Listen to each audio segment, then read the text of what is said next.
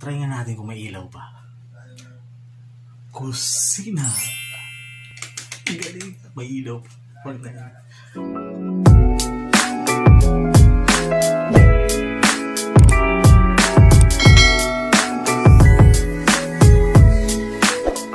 Namiss niyo ba ako? Ako rin namiss ko sarili ko sa pag-vlog. Tagal ko dito vlog eh. Busy. Wala rin akong kain. Joke lang. Break muna tayo sa mga weird food cooking natin. So gagawin natin for today, pagluluto muna tayo ng mga tipong pang restaurant yung datingan at yung sarap. Syempre maraming nagre-request ng mga ka-Choi natin na magluto daw tayo ng ganito, yung normal na pagkain naman, yung pwede talagang ihanda.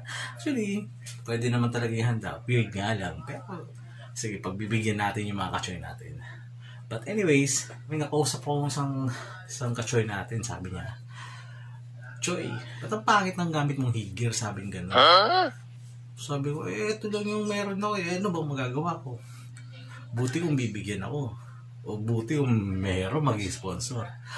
At hindi nagtagal, may nang sponsor nga. Tadam! Oh my God! Wow! May nang sponsor sa atin ng bagong helmet. Bulaga. Wala na akong buho. So para mag-unboxing muna tayo ngayon. Hindi yung unbox ko eh. So, bubuksan natin.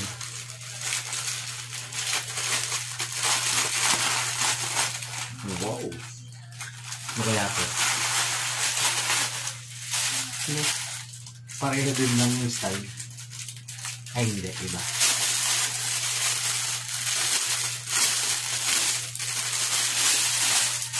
Wow! Lupet! Galing oh! Astig! Yung mga ginagamit sa mga malaking resto.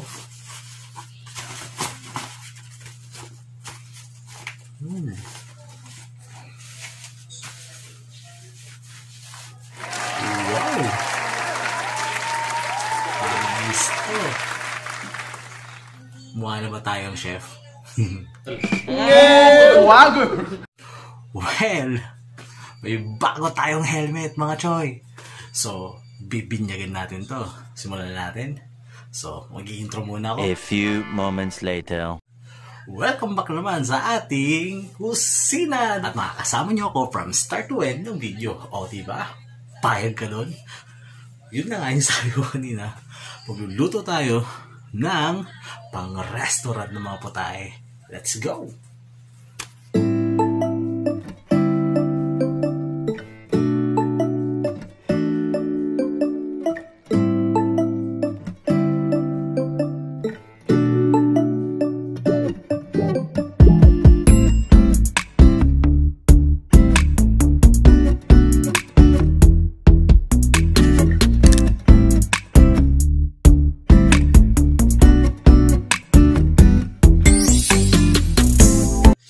Dito mga ingredients.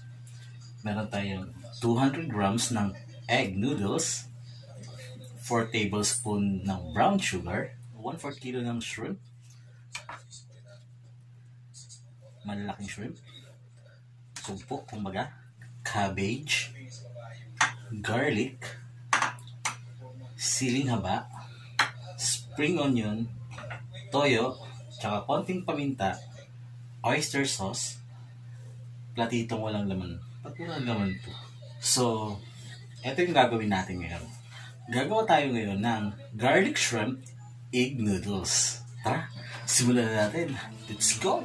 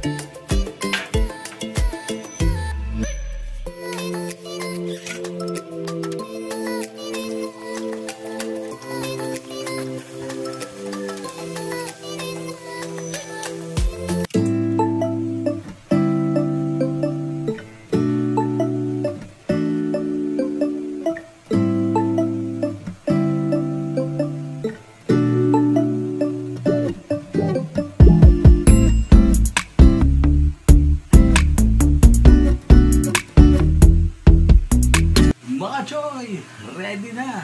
Tikman na natin.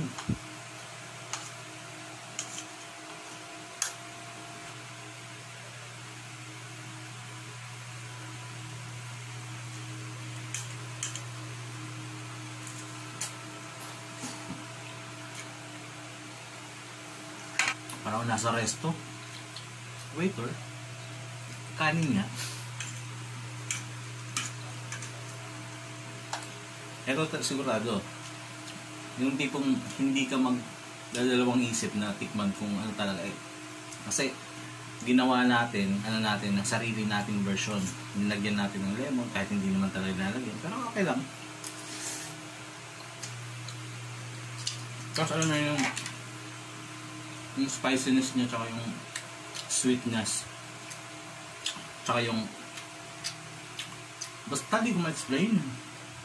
Nagkahalo-halo sila ng saktong-sakto ng kukompliment. Yung parang ewan, sosyal.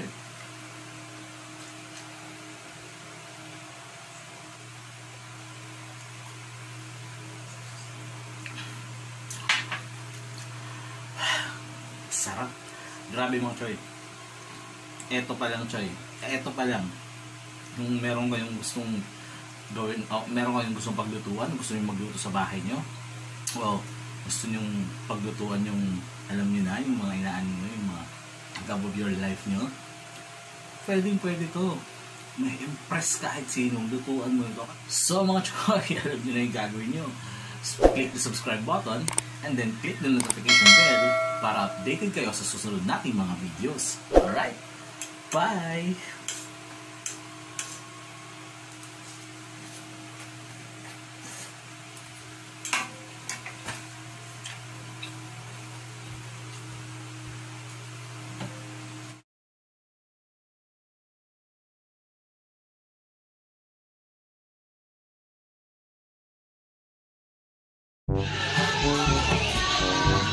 Mara sir, tapos okay na yan. Tapos mga medyo mahalang kay agin iya garlic. Rasak. Iya, marang-harang. Yan, mas lumay pa.